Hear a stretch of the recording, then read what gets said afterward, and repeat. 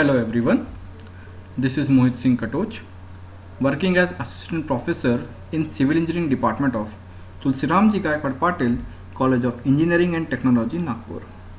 I welcome you all in yet another practical session of the subject Water and Wastewater Treatment. We are going to perform today the practical of determination of chloride content in water using the platform of virtual labs. This is a unique platform which is an initiative of Ministry of Education, Government of India, where we can perform the practicals on a simulator as if we are performing the experiments in our physical laboratories. So moving forward, we will enter the civil engineering domain, and in this we are going to enter the environmental engineering domain. In the list of experiments, you can see here experiment number 4 is determination of chlorides in water. So today we are going to determine the chloride ion concentration in a water sample by using Morse method. So we are going to use Morse method of titration for determination of chloride ion concentration in a water sample. So before starting the simulation, let us have a look on the theory of this experiment. So chloride is a naturally occurring element which is found most commonly in natural waters. It is found as a component of salt, that is sodium chloride, which we use in our day-to-day life, or in a combination with potassium or calcium, such as potassium chloride or calcium chloride. The weathering of soils, salt-bearing geological formations, salts used for road de-icing, contributions from wastewaters and in coastal areas, intrusion of salty ocean water into fresh groundwater are the main sources of presence of chloride in water. So from all these various sources, such as weathering of soils, contribution of wastewater in coastal areas and intrusion of salty ocean water in fresh groundwater, chloride enters into the water stream. Chlorides can corrode metals and affect the taste of the food product. It is not usually harmful to humans. However, the sodium part of table salt has been linked to heart and kidney disease. So we say that the persons which are having heart or kidney disease should use less amount of salt in their food. So it is because there is higher chances of these heart and kidney diseases to elevate if chloride is used in higher quantities. Chloride is basically fully absorbed in normal individuals until the content is too high. If the chloride content is within the limits, it is normally absorbed. The presence of sodium chloride in water gives salty taste at around 250 milligrams per liter. Calcium or magnesium chloride does not impart any taste until it reaches 1000 milligrams per liter. So if normal sodium chloride is available in the water, we will get a salty taste even if the limit is around 250 milligrams per liter. But if higher salts of calcium or magnesium chloride are present, they will require a quantity of at least 1000 milligrams per liter before they start imparting any taste to the water sample. The measured chloride ions can be used to know salinity of different water sources. So we can measure the salinity of different water sources depending upon the presence of chloride ions in that particular source. For brackish water or sea water or industrial brine solution, it is an important parameter and indicates the extent of desalting of apparatus required. It also interferes with chemical oxygen demand determination, and thus it requires a correction to be made on the basis of amount present, or else a complexing agent such as HgSO4 can be added. Further, chloride ions are used as tracer ions in column studies to model fate of different contaminants in soil and liquid media. So with the help of chloride ion presence, we can trace the amount of different contaminants present in soil and liquid media. So in this way we have seen the basic introduction of chloride. Let us now see what are the effects of chloride on human beings. A normal adult human body contains approximately 81.7 grams chloride.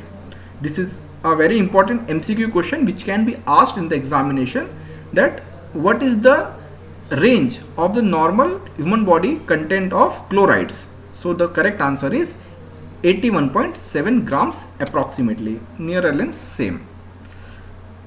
Based on a total obligatory loss of chloride of approximately 530 milligrams per day, a dietary intake for adults of 9 milligram of chloride per kg of body weight has been recommended. For children up to 18 years of age, a daily dietary intake of 45 milligrams of chloride should be sufficient.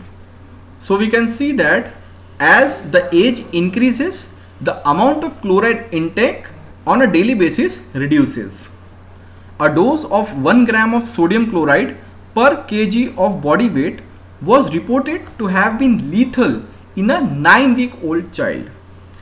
Little is known about the effect of prolonged intake of large amounts of chloride in the diet, but it is recommended that we should consume the chloride in a moderate quantity. So let us now move forward towards our experiment. So today we are going to use the Morse method of titration.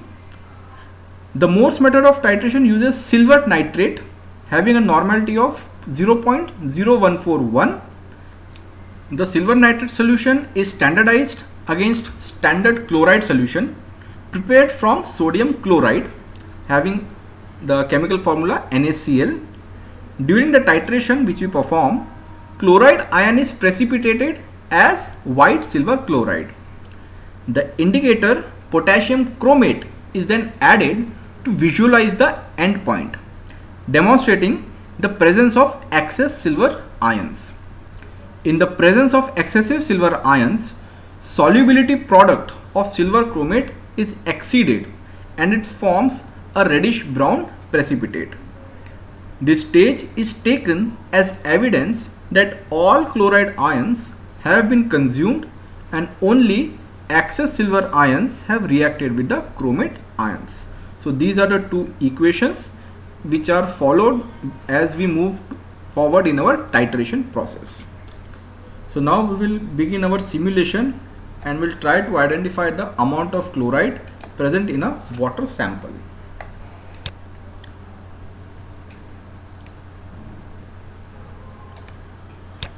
So the aim and objective of this experiment is to determine the chloride ion concentration in a water sample by using Morse method. The apparatus used are a pipette, conical flask, burette, beaker and dropper. The solutions which we are going to use in this experiment includes sodium chloride solution, silver nitrate solution, distilled water, the water sample in which we have to find out the amount of chloride, and potassium chromate as indicator. So these are the apparatus which we are going to use in our experiment. So in description we can see chloride increases the electrical conductivity of water and thus increases its corrosivity. In metal pipes, chloride reacts with metal ions to form soluble salts, thus increasing the levels of metals in drinking water. Hence, the amount of chloride present in the water should be lesser, as if its amount is on a higher side, more and more amount of metal will be present in the drinking water, which is very dangerous for human bodies. So beginning our experiment, the first stage is to standardize the silver nitrate solution. So we will first standardize the silver nitrate solution. Step 1, we have to fill the burette with silver nitrate solution up to the 0 mark. So we will use the funnel and we will fill the burette with AgNO3 solution, that is silver nitrate, up to the 0 mark. To remove any sort of bubbles inside the burette, we will slightly increase the amount of AgNO3 inside the burette and then we will take out the surplus silver nitrate in the beaker present here, and we will bring the mark up to this 0 after removing the air bubbles from this burette. We will close the lid and we will take out the funnel from the burette. So moving on to step 2.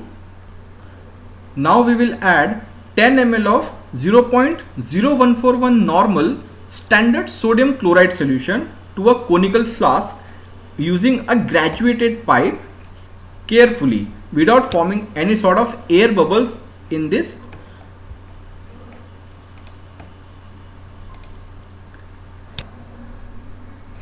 So we will now take the pipette and we will release the liquid. So we have taken 10 ml of NaCl. Moving on to next step, step 3. Now we will add 10 drops of potassium chromate as indicator into the conical flask. So we will dip this here and we will take out 10 drops of potassium chromate.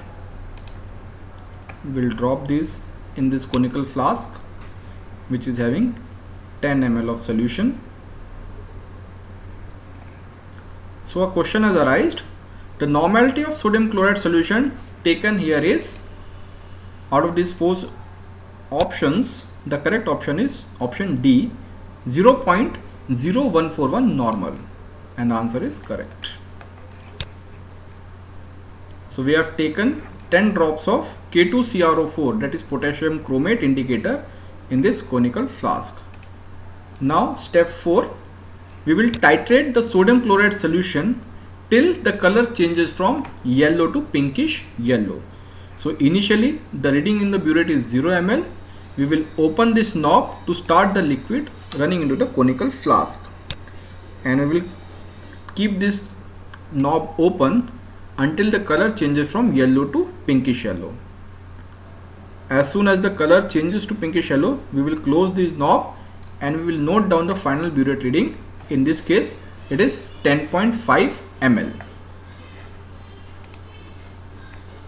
So now we will note down the observation in a table. The volume of NaCl solution we took in the conical flask was 10 ml. The initial burette reading was 0 ml, and the final burette reading, which just now we calculated, is 10.5 ml. So the volume of AgNO3 can be calculated by subtracting initial value from the final value. In this case it is 10.5 ml. So now we will calculate the normality of AgNO3. The formula is given here. It is volume of NaCl, which we have taken as 10 ml here, into normality of NaCl, which is 0.0141, divided by volume of AgNO3. In this case it is 10.5. When we put all these value in this formula, the normality of AgNO3 comes around 0.0141 normal. So we have standardized the solution and taken down the normality of AgNO3 as 0.0141. The next stage is to take the blank test. For this, in step 5, we will fill the burette with silver nitrate solution up to the 0 mark again, just like we filled it in step 1. We will take the funnel and we will add silver nitrate solution up to the 0 mark. We will remove the air bubbles from this burette and we will collect the surplus AgNO3 in this beaker. So after removing, we will close the lid. We will take the funnel out, and now we will prepare the solution for titration. The experiment is carried out by which of the following methods? So the 4 options are iodometric method, Morse method, colorimetric method, and Winkler's method. So today we are using Morse method of titration. So moving further, step 6. Now we will add 10 ml of distilled water to a conical flask by a graduated pipette without forming any sort of air bubbles in the conical flask. So we'll press up and we will take the solution of distilled water, and we will take this 10 ml distilled water in this conical flask by pressing this down arrow on the pipette.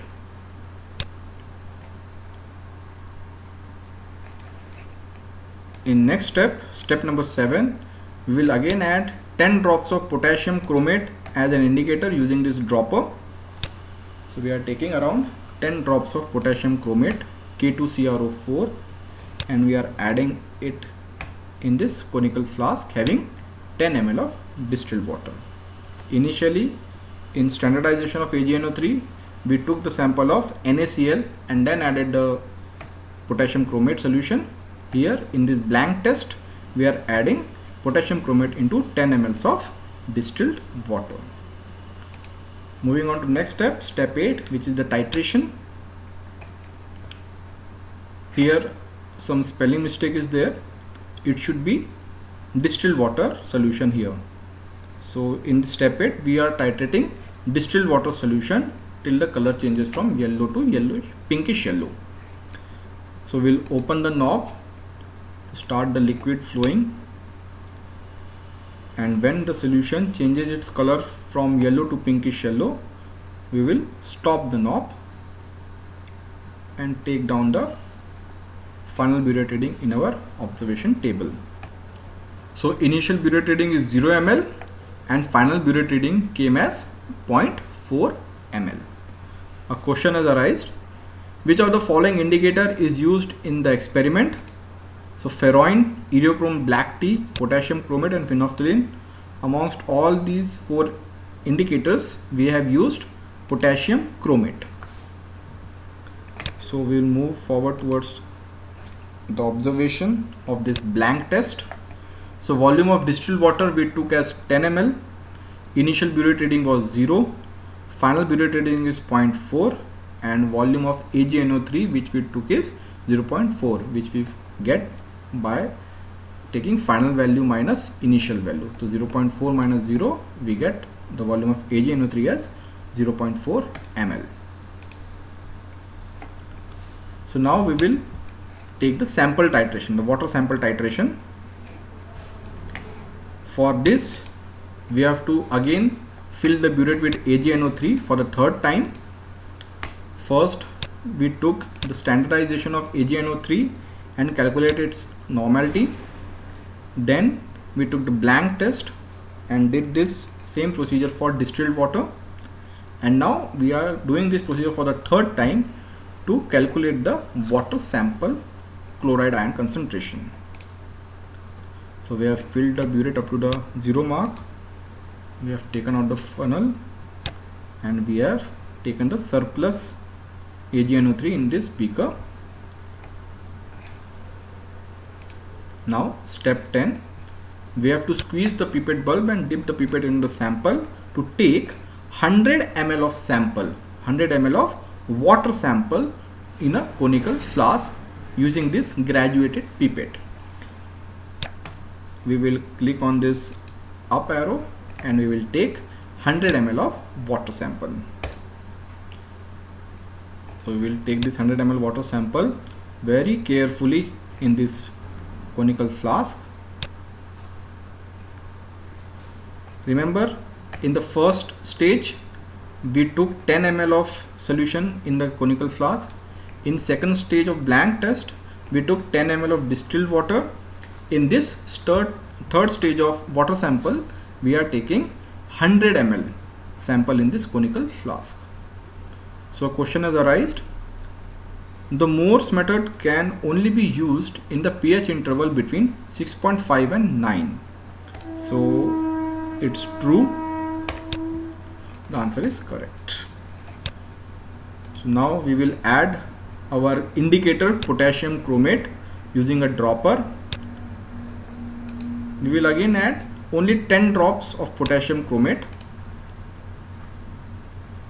In blank test also we added 10 drops only. Here in this sample testing we are again adding 10 drops of potassium chromate. Now moving on to the final step, step 12, we will titrate the water sample solution. Here the spelling mistake is persistent, sodium chloride. So write down in a notebook here, water sample solution. So we will titrate this water sample solution till the color changes from yellow to pinkish yellow. So initial burette reading is 0. As soon as the color changes to pinkish yellow, we will close this knob and note down this burette reading as final burette reading in our observation table. So in this case, final burette reading came as 3.7 ml. So in the observation table, this is the third observation table which we are drawing. So the volume of sample water which we have taken is 100 ml here. Then burette reading is, initial burette reading is 0, final burette reading 3.7. The volume of AgNO3 is 3.7 ml.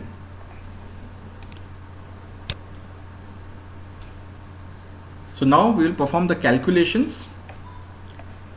The volume of AgNO3 for sample titration, we calculate it just now as 3.7 ml. In the second stage of blank titration, the volume of AgNO3 came as 0.4 ml. In the first stage of standardization of AgNO3, the normality of AgNO3 came as 0.0134 ml, as 0.0141 was divided by 10.5. So the normality came as 0.0134 ml, and the volume of sample taken is 100 ml.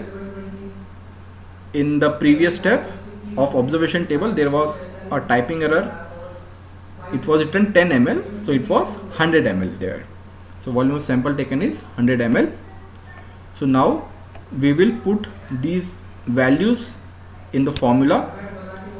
The chloride formula is A minus B into N multiplied by 35460 divided by V, where A is volume of AgNO3 for sample titration.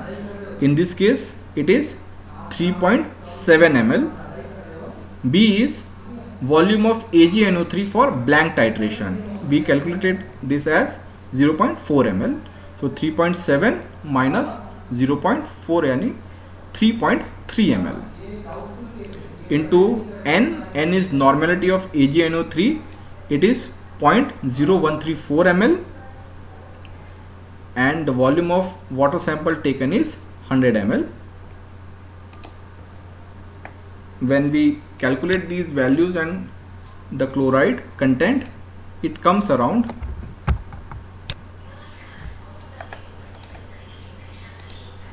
15.71. I wrote it down as 15 milligram per liter. The exact answer is 15.7 milligrams per liter. So the final inference can be calculated as, according to BIS standards, that is Bureau of Indian Standards for drinking water, the acceptable range of fluoride is less than 250 milligrams per liter. This is true. We will check after submitting. The answer is correct. So in final inference, according to BIS for drinking water, the acceptable range of chloride is less than 250 milligrams per liter. The water sample given here has chloride level of 15.71 milligrams per liter. We just now calculated the chloride concentration in the water sample as 15.71 milligrams per liter, which is far less than the standard of 250 milligrams per liter, acceptable range of 250 milligrams per liter. So it is in the BIS standard range of drinking water, and this water sample can be used for consumption as drinking water. Before finishing today's practical, we will also try to give this pre-test and post-test to understand how much experiment we have understood after the performance. So the first question is, the Morse method for determination of chloride in water should be done in the pH range around. So option is 1.35, 3.5 to 6, 6.5 to 9 and 9. So the correct answer is 6.5 to 9. Then The AgNO3 reacts with chloride ion in a ratio of around 1:1. This was given in the theory. The gravimetric method or Volhard's method is used when water sample is highly acidic. How excess chloride can corrode concrete? So the chloride corrodes concrete by extracting the calcium, option D. And the last question is, what is the permissible limit of chloride in drinking water? The limit for drinking water is 250 milligrams per liter, but in absence of a good source, the acceptable range is around 1000 milligrams. So this could be the answer. We'll now check our answers. 5 out of 5. Yes, our answers are correct. So the Morse method is used for a pH range of 6.5 to 9. The AgNO3 reacts with chloride ion in a ratio of 1:1. The gravimetric method is used when water sample is highly acidic. Chloride corrodes concrete by extracting calcium from it, and the permissible limit of chloride in drinking water is 1000 milligrams per liter in absence of a good source of drinking water. We will now attempt the post test. The normal adult human body contains dash percentage of chloride. Yes, this I told you, it can be asked as an MCQ question. The correct answer is option A, 87.1 grams. Why can't we perform the test at higher pH level? Potassium chromate may be converted into potassium dichromate and mass standpoint. The silver ion reacts with hydroxide ions and precipitated as silver hydroxide. Both A and B, none. I think the answer is P. Method used to determine chloride in water is, yes, we are using Morse method today. The water contaminated with sodium chloride creates a higher water density and will settle at the deepest part of the water body where current velocities are low, such as in ponds and lakes. It is true. And a concentration of chloride in water suitable for drinking should be less than, yes, this is the answer of 250 milligrams. It should be less than 250 milligrams per liter preferably, but in case when a good source is not available for drinking, the permissible limit can be up to 1000 milligrams, which we gave answer in the pre-test. We will now submit the quiz and check our answers. All the answers are correct. So 250 milligrams per liter is the concentration of chloride in water which is suitable for drinking. It should be less than 250 milligrams per liter. Normal adult body contains 87.1 grams per liter. So you can also give this pre-test and post-test after going through the theory and the entire procedure and simulation of the experiment. You can test your knowledge which you have gained using this experiment. With this, we have reached to the end of today's practical session. In the next session, we will try to perform a simulation of biological oxygen demand. Till then, thank you very much. Have a nice day.